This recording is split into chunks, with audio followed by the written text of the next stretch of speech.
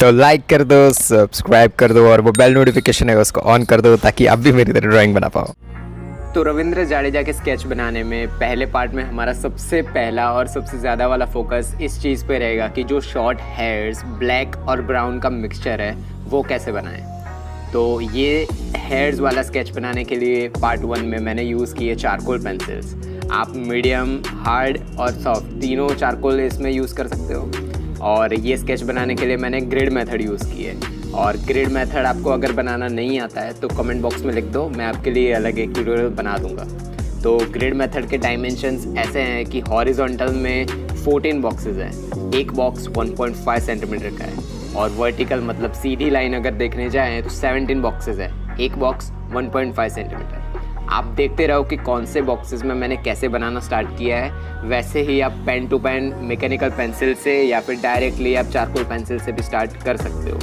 मैं आपको रिकमेंड करूंगा कि पहले ग्रेफाइट पेंसिल से एकदम लाइट और बहुत कम प्रेशर अप्लाई करके छोटी छोटी आउटलाइंस बना दो ताकि आप एंड में उसे रब कर सको।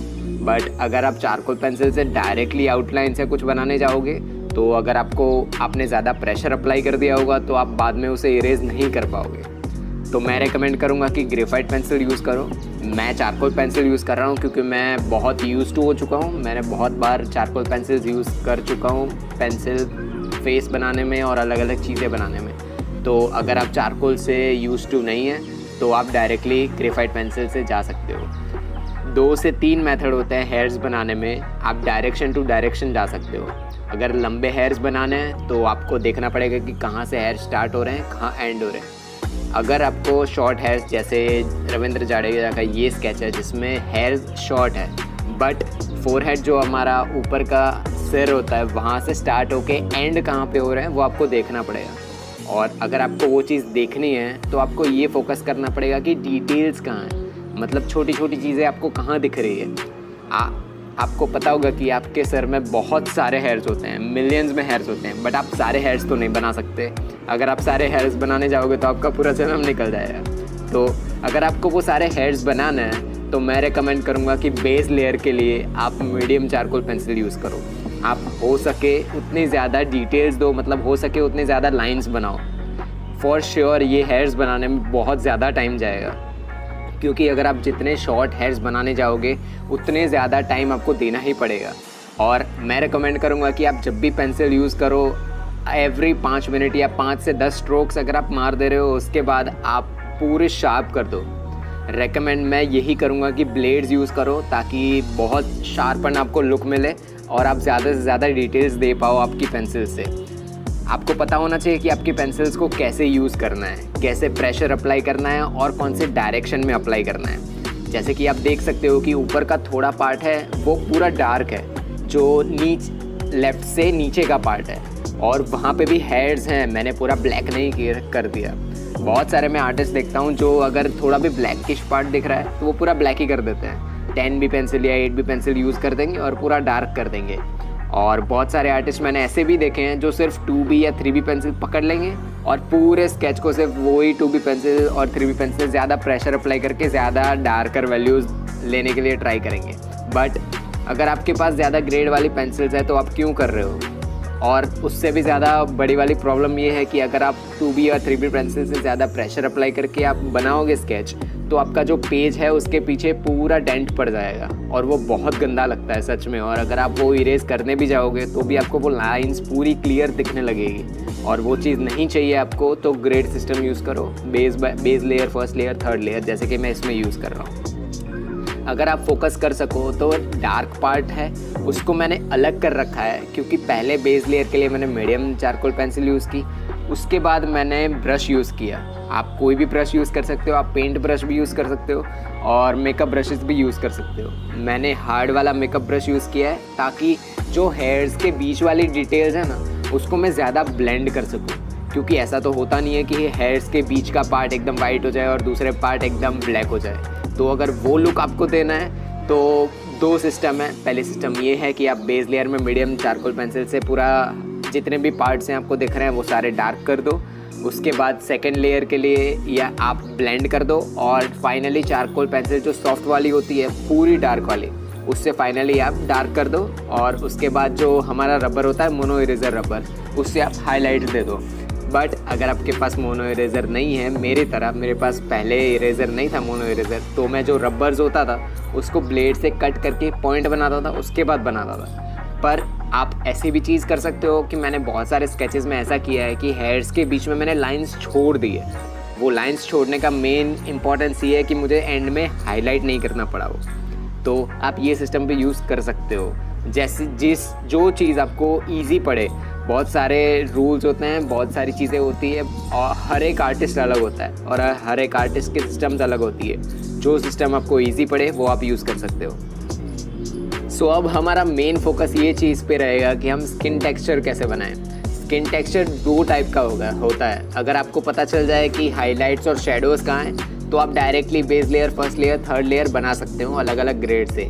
दूसरी एक मेथड होती है हाइपर रियलिस्टिक की, जैसे कि आपकी स्किन को अगर आप ज़्यादा फोकस करके देखो तो उसमें बहुत छोटे छोटे पोर्स होते हैं। तो अगर आप हाइपर रियलिस्टिक स्केच बनाना चाहते हो तो आप वो छोटे छोटे एकदम पोर्स भी बना सकते हो।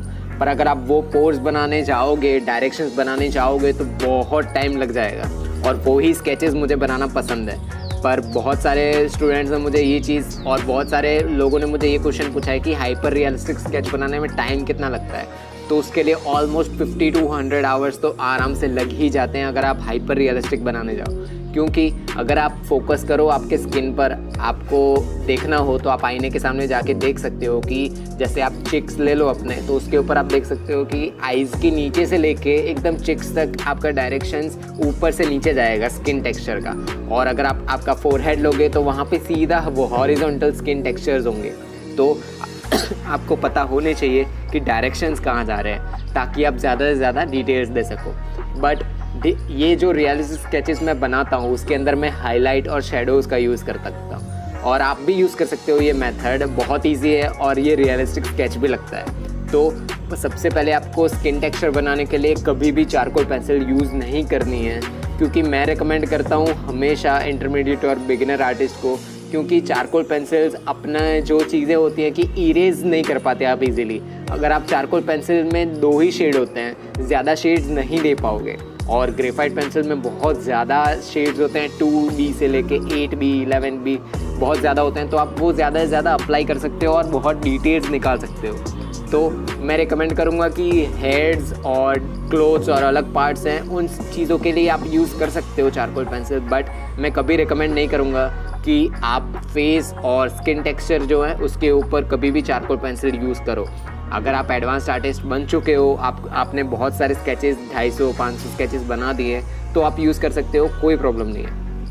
अगर ये चीज़ पे आप फोकस करो ये स्केच में, तो मैंने फोरहेड में थोड़े थोड़े लाइंस बीच में छोड़ दिए हैं। मैंने पूरा का पूरा उसे वाइट नहीं छोड़ा है, ये भी आपको याद रखना चाहिए, क्योंकि अगर आप पूरा वाइट बीच में छोड़ दोगे तो वो बहुत ड्राइंग टाइप लगेगा, वो रियलिस्टिक स्केच नहीं लगेगा।